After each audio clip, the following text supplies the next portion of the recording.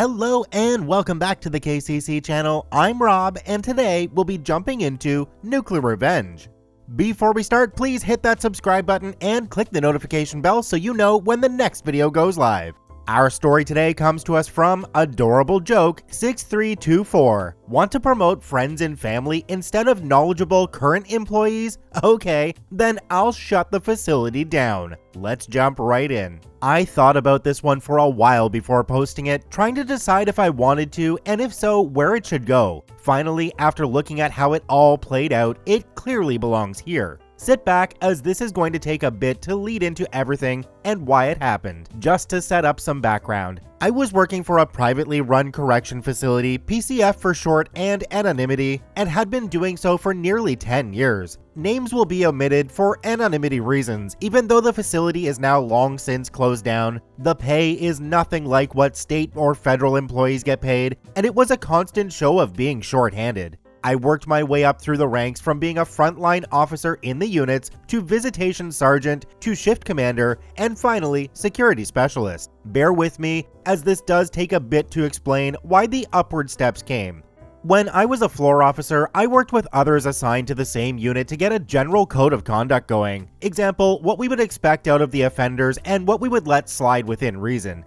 Because of this, the unit we worked on ran so well that most thought of the unit as the easiest unit in the facility to work, but it was because all of us ran it nearly identical and were consistent and fair. Eventually, this caused my shift commander to move me to other areas as a test and eventually into visitation. Visitation ended up being one of the most demanding positions I worked at the facility, simply because prior officers had done so little and were so behind. Along with my partner, which regularly changed because of the stress of the position, we got the visitation department up to code and went from taking 5 visitors a weekend to over 80 visitors a weekend on the regular. After doing this for roughly 3 years, I moved up to Sergeant of Visitation, which was less stressful as it was more supervisory and handling complaints, as well as necessary policy revisions. After nearly 2 years, I moved into Shift Commander. Here, I identified several issues with our overtime policy, to include significant favoritism issues, as well as corrected several reporting flaws that we were constantly being dinged on by PPMU, Private Prison Monitoring Unit of the Department of Corrections in my state. Because of this, PPMU personnel and I became very close, as I worked with them on further clarifying and correcting some of the things we weren't doing quite right. This led to creating several spreadsheets in Excel that more or less made tracking overtime, vacation, assignments, and various other little managerial things far easier to track, with barely anyone having to do much other than add their employees and fill out assignments for each shift. This allowed us to get away from favoritism and more easily spread the copious amount of overtime fairly, so everyone was doing their fair share, instead of just a handful constantly being taken advantage of, while also making it easier to explain monthly shortages.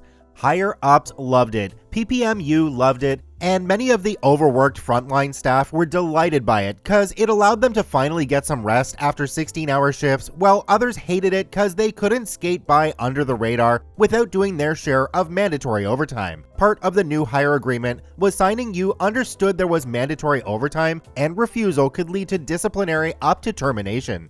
During this time, we had some changes in the administration and the creation of a couple positions that were required as part of our contract with the state, which was renegotiated yearly. This is important to know later on. This included at least 1 captain per shift. Originally, we had 2 lieutenants. A captain of housing, had none prior, a security specialist, also a lieutenant position, and changing several positions from officer to sergeant level. This is where the problem started, and a number of the staff started filing complaints because while the state mandated these positions, the private company didn't like it cutting into their profit margin and begrudgingly agreed. However, our administration saw this as a way to get their friends in cushy positions. Company policy says to promote from within, but our administration found ways to make it seem like most internal candidates didn't meet qualifications while hiring old buddies into newly created captain and administrative positions. I was eventually moved to security specialist and backup shift commander.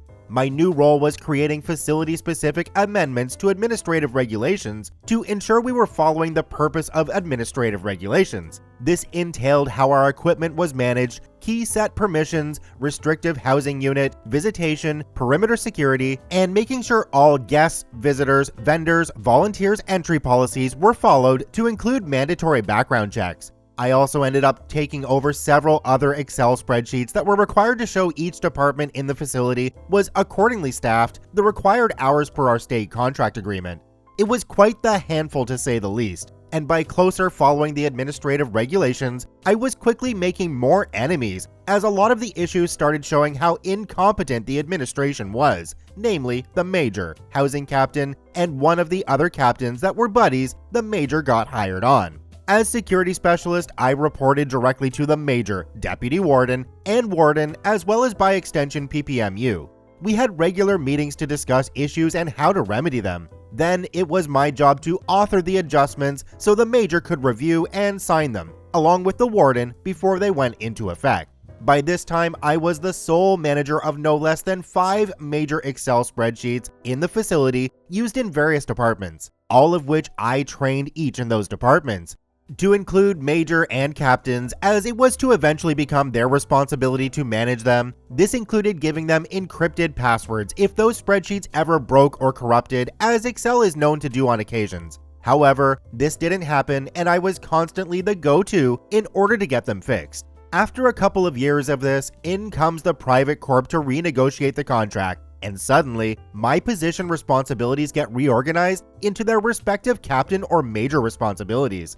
At this time, a new captain position comes open, and I put in for it along with several others with similar experience to me, and one that has absolutely bare minimum experience, but is close friends with the major and another administration sitting on the hiring board. Needless to say, they got the position, and I get bumped to their old position as housing lieutenant. I ask my major why I can't be moved back to shift commander, where I can at least still work on all the policies and sheets I've made up to this point, to which my major says to me, "You aren't a captain, and we need a captain there, not you. Just be happy you didn't get demoted and stop trying to be a captain." I smile and reply, "Okay, but you do know if you move me to housing, I no longer have responsibility over all the work I currently do, as that is all security-related responsibilities, and housing has different responsibilities, right?" It is important to note that at this PCF, housing and security acted like two different entities from one another, and security had final say over housing, but it was housing's responsibility to address housing issues before coming to security.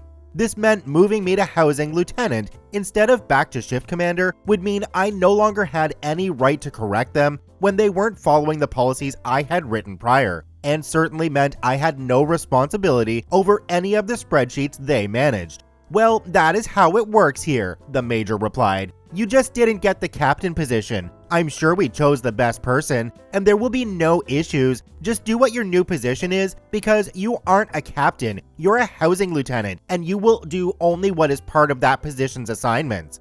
At this point, he gives me the biggest crap-eating grin, as he waited 3 years to put me in my place for making his job harder by actually having to do his job. "Okay," I say, and leave the room without saying any further. Cue the NuclearRevenge. Now, I had also submitted complaints of harassment and policy violations with updates as further incidents took place, causing the complaint to stay perpetually open, and this was added to the complaint with documentation. This was only another notch to a long-going issue, one that various others I worked with have also joined in on, as they had equally been railroaded, harassed, discriminated against, to include lost wages, and saw the nepotism taking place. It is important to know that the policy on nepotism for this company included language stating that family and close friends could not have unfair advantages in promotion or job placement over qualified or current employees. Now, it isn't immediate, this change, but after a couple months, I'm now working as a housing lieutenant and taking care of my new responsibilities. I've shed all responsibility of prior spreadsheets, policy adjustments, and anything that doesn't have to do with my immediate department. It is about this time when things start to go noticeably wrong. Even though I took the time to train, assign management rights, and give password control of all workbooks to the responsible department heads, most of which was the major, it doesn't take long for it all to go to crap.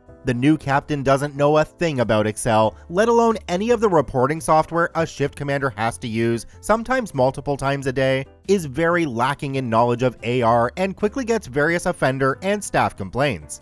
The major isn't keeping track of the spreadsheets he is now supposed to manage, contract compliance tracking, and facility entry tracking, because he is just as clueless when it comes to anything computer related, and visitation is slowly going down the drain because none of the other captains kept open communication with the sergeant and officers to help deal with issues and staffing concerns. By this point, PPMU is very unhappy and demanding that these areas be brought up to compliance within 30 days, or they will start to pursue fines against the company, cutting further into their monthly profit margin by nearly $1,000 per day out of compliance for each issue, on top of other fines for failure to fill contractually obligated positions. Needless to say, these are fines that add up very fast for those who don't know. At this point, my housing captain calls me into his office with another of the admin to give me the assignment of fixing these troubled areas. After reviewing the assignment, I smile back and tell him, sorry, the major told me I wasn't a captain and that I was to stop doing captain work now that I was a housing lieutenant. This is beyond my assigned post to fix, as it requires me to tell security what to do in order to fix it. We should work as a team. You don't want the team to suffer for this, do you? He says to me. Then the other admin pipes in, Lieutenant, let me get this right. You are refusing to do this because you didn't get the captain position? I then give the same crap-eating grin the major gave me when he told me months earlier, well, that is how it works here, isn't it? Security manages security, and housing takes care of housing, unless it jeopardizes the security of the facility. Then it is security's problem, right? I then roll my shoulders into a shrug. I just simply lacked the authority to do that job, and the major assured me that you and the other captains had it all under control. I even showed it all to you before I was reassigned, remember? By this point, I can see that the captain is getting visibly upset, as they are now entirely responsible for all the work I used to do. The other admin at this point looks at me again and asks, so are you refusing to do this assignment? It isn't that I'm refusing to do the assignment, it is just that with all my new responsibilities as housing lieutenant, I simply don't have the time to do them, and the work of a captain, which the major made very clear I'm not supposed to do the work of any longer, as I am not a captain. I then stand with a smile. So no, I am not refusing the assignment. I am following orders of a higher superior that told me to no longer do anything outside of my assigned duties as a housing lieutenant. Last I checked, the post orders I signed stated I was only to do assignments that are of housing unit responsibility, which also is signed by the major and the warden. Now, if you don't mind, I really have other responsibilities I need to get back to. I then smile to both of them and walk out of the office, as I was currently in the middle of getting vacation requests and working on offender housing assignments to ensure we were in compliance with STG, Security Threat Group, and racial balance requirements for the nearly 1,000 offenders in the facility. About 20 days later, I receive a phone call while on vacation at 8 a.m. from the stand-in warden. Our warden had been put on administrative leave pending investigation, along with said housing captain. Is this lieutenant? Asks the stand-in warden, to which I groggily answer, yes, it is. Who is this? This is stand-in warden, and I'm sitting in the room with housing captain, who has brought something rather startling to my attention. He is saying that you refused to do an assigned duty that resulted in the inability to track various things in the facility. Is that correct? At this point, I sit up in bed and answer, yes, that is correct, but that is because I don't even get to finish, as this stand-in is clearly upset at my admission and interrupts me. You do realize that this is insubordinate behavior that is gross in nature, don't you? Anger clearly in his voice, but a controlled anger. I can only imagine that the housing captain is sitting in the room with a crap-eating grin. Am I going to get to answer, or are you going to interrupt me again? It seems you have already made up your mind on the matter given the tone of your voice, sir, I respond. You're correct. I've decided that your negligence in performing duties as assigned is gross in nature and believe this meets the required parameters for immediate termination effective now. He pipes back, obviously not happy with what I said. You do realize I will be adding this to my complaint of workplace harassment and retaliation if you do so without getting the full story, don't you? This means that I will be adding your name to the complaint for failure to do your due diligence in getting the full story on top of the warden you are currently replacing, the housing captain sitting with you, the major, and several others for violation of your own disciplinary policy. I'm shaking at this point, angry that this is happening and that I have to resort to this extent to get the point across. And yes, I do have access to all of the documents, including all current policies of the company, the current contract between the company and the state, and will pursue this if you continue with this. You do what you feel is necessary, and I'm doing what I feel necessary. As of this date, you are hereby terminated. You will receive in the mail the disciplinary form and decision to include a formal answer to your complaint by the week's end. You see, if you're part of that complaint, you no longer can issue the formal answer according to policy. It will now have to come from corporate HR, who will have to agree with your decision and already has copies of the complaint as well, my voice now shaking from my own anger. Well then, you'll be hearing from them, I suppose. The phone then hangs up, but not before I could hear the change in his tone of voice as well. I wasted little time in updating my complaint and notifying the corporate HR person I had been in contact with for about 6 months now. The aftermath. A week later, a notice was sent to all employees that the facility would be closing their doors permanently in 90 days. And I continued to receive my full 40-hour-a-week pay until the day those doors closed without ever having to return to work. I was then later allowed to file for unemployment, as well as the technical reason for loss of employment was through no fault of my own. I later found out from the HR department that the facility was closed due to 4 major reasons. 1. The company was no longer making any profit due to poor management decisions that led to PPMU issuing upwards of $75,000 in fines per month on top of out-of-control overtime due to shift commanders not properly tracking their shift officers' overtime, vacation, or days off. 2. Many of the administration and captains had received numerous complaints of company violations to include harassment and nepotism. 3. PPMU investigated the qualifications of some of the recently hired and promoted administration and captains, as they too were suspicious that they didn't meet proper qualifications for the position. This means they were entitled to backfine all the days these positions were filled simply because they were unqualified candidates. 4. The investigation found all complaints to be valid and would require termination of nearly all of the current administration, 2 captains, and 1 HR for failure to correct the issues, meaning it was easier to just cut their losses rather than try to fix it. Why was this nuclear revenge? Well, the state had to quickly move and relocate nearly 1,000 offenders. 250 people lost their job, of which 15 of them ended up fired due to policy violations resulting from the investigation of nepotism and workplace harassment. A few had workplace discrimination and resulted in one person who was not receiving fair wage of other similar position to receive back pay of upwards of $38,000.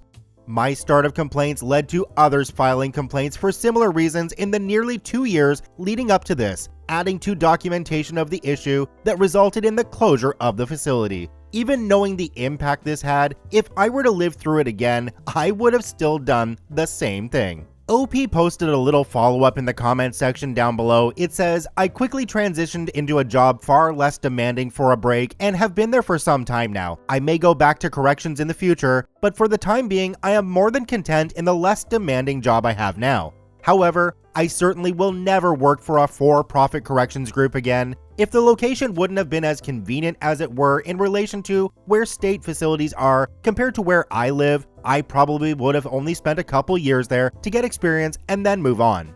I only stayed due to some of the people I worked with, the appreciation from visitors who finally got to visit after months of waiting, and the fact the nearly 40% more pay I would have gotten going to state would have gone to gas and maintenance for wear and tear on my vehicle going 100+ mile round trips daily otherwise. So it sounds like OP has moved on and is doing well in life. This just goes to show though that for-profit prisons just don't work properly, especially for the employees that work there. State-run facilities just have so many more eyes on them and they can't get away with the same things as the private ones. Thank you to OP for posting their story in the NuclearRevenge subreddit. They are linked in the description down below. Please go check them out. Check out one of these other videos, and if you haven't yet, please hit that subscribe button for more daily Reddit stories.